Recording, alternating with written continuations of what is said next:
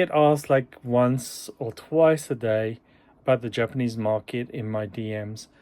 And then when we hit a bubble, I get asked like 15 to sometimes 50 times a day on what's going on with the Japanese market. Now, we are in a kind of a weird one right now. There is a super lack of supply in the English market, which is making the Japanese market, I would say, semi hot. And so I'm getting about 25 to 30 requests a day compared to like in 2021, 22, where I was getting like, it was just ringing off the hook basically. But I think the Japanese market is coming because we got the 30th anniversary coming up.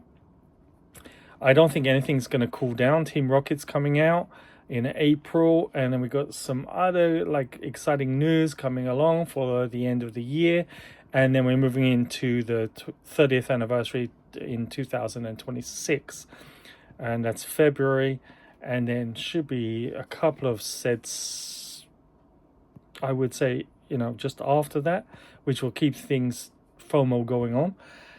So if the English supply stays down where it is, it's going to come back to the Japanese market, especially if there's something in the Japanese market like Japanese 151, where Master Balls were only available in the Japanese set and not in the English set. There will be heat in the Japanese market. Now, there is lack of supply for Japanese new products. There is not lack of supply for Japanese old products. You can still pick up booster boxes at retail for undesirable sets. However, give those sets a couple of years and they will be 2 or 3x in this market if it continues. No financial advice. However, there are some sets which are on the verge of not being printed again, which have climbed and are expensive to where they were, but I still feel are cheap. And we have V-Star Universe. V-Star Universe has some very cool cards in there, and it's sitting around about $120 a box right now.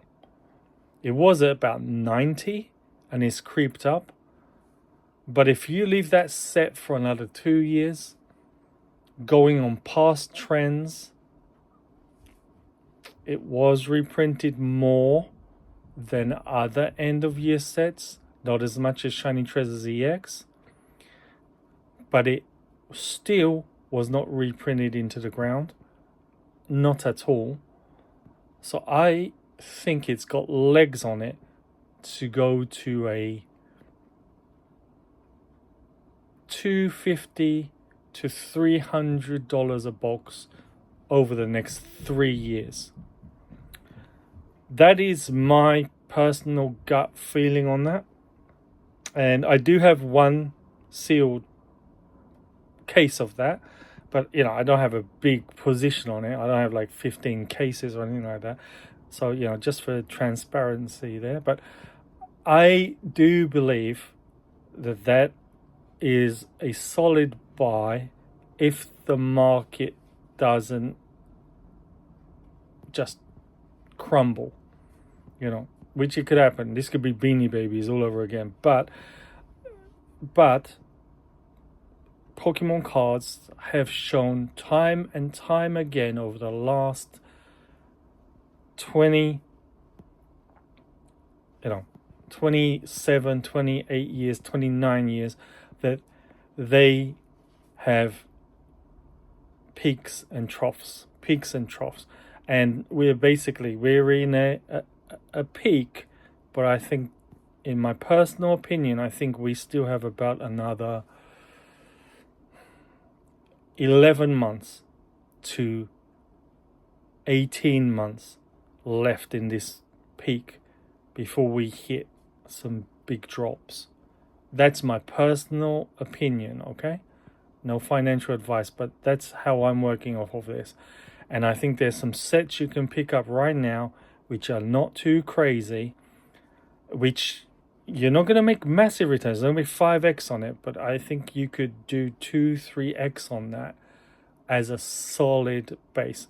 And if you look at those end of year sets when they've dropped down, they don't drop down, they just go flat.